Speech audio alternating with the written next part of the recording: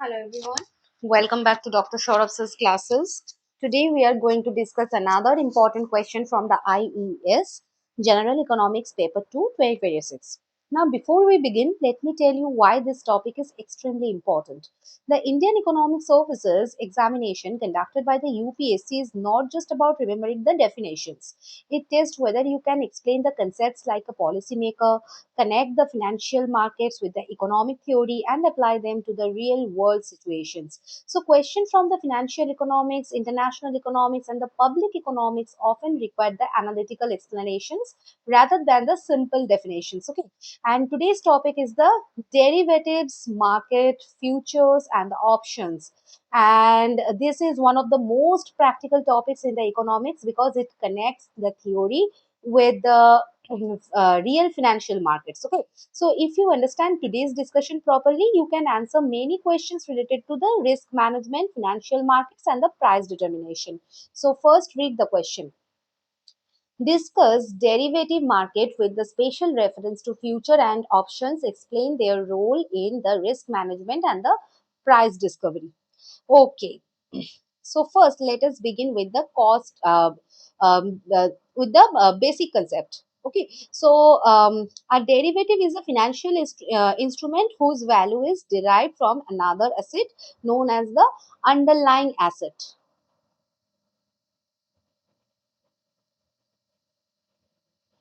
And the underlying asset may be stocks, bonds, commodities like the gold or the crude oil, foreign currencies, interest rates, stock market indices. And in the simple words, you can see a derivative has no independent value.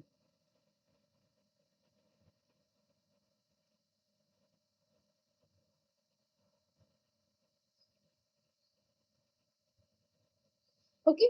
So, for example, if the price of gold changes, na, the price of gold futures contract also changes.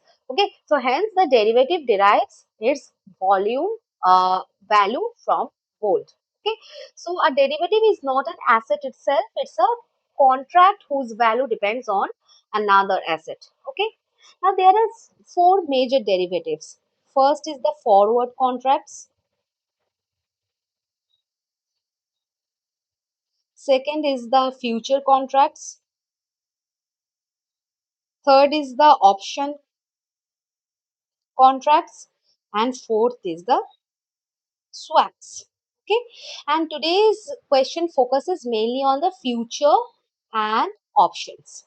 Okay, now a future contract is standardized agreement to buy or sell an asset at a predetermined price on a specified future date.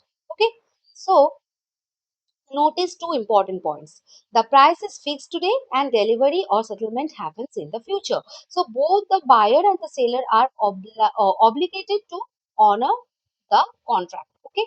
For example, suppose today the price of wheat is 2500 rupees per quintal. Okay. And the farmer fears that the price may fall after 3 months. So he enters into the futures contracts of 2500 rupees. And after 3 months, if the market price becomes 2200 rupees, the farmer still receives 2500 rupees. His income is protected. So similarly, if the price rises to 2800, he still has to sell at 2500 rupees because the contract is binding.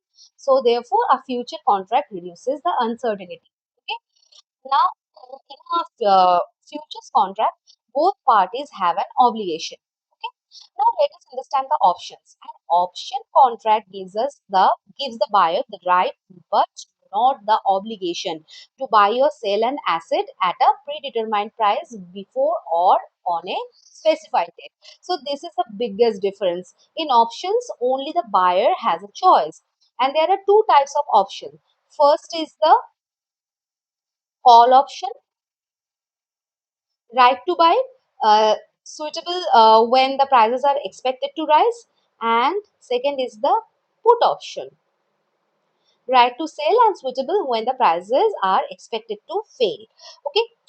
So suppose you purchase a call option allowing you to buy a share at 1000 rupees. Okay, so if the market price rises to 200 rupees, you exercise the option. Okay, so you gain if the market price falls to 900 rupees, you simply do not exercise the option. So your loss is limited to the premium paid. Okay, so a future contract creates an obligation and option creates a choice. Okay, so if I talk about the futures, uh, then this is the obligation basically, and in the option, this will be the right without obligation. And for the features, no premium, expect the margins, and for the options, buyer pays the premium. Okay, and in the features, unlimited gain and loss will happen, and in the option, limited loss or for the buyer will happen. Okay, and if I talk about the suitable hedging, then if I talk about the future, then this is good for the suitable hedging, and in the options suitable for the hedging and speculations.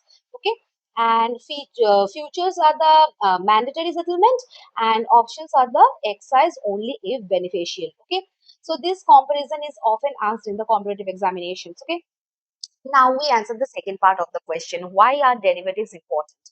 So the first role is the risk management.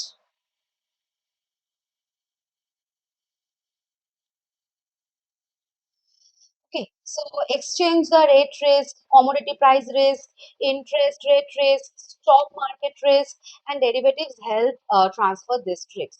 Okay, now basically, derivatives do not eliminate the risk. They transfer risk from those who dislike it to those who are willing to bear it.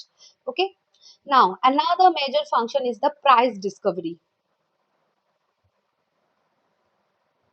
Prices in the derivative markets reflect the expectations and of thousands of trades about the future demand, supply, inflation, interest rates, and the economic conditions. So, as a result, future prices help determine expected market prices. So, this process is called the price discovery. Okay.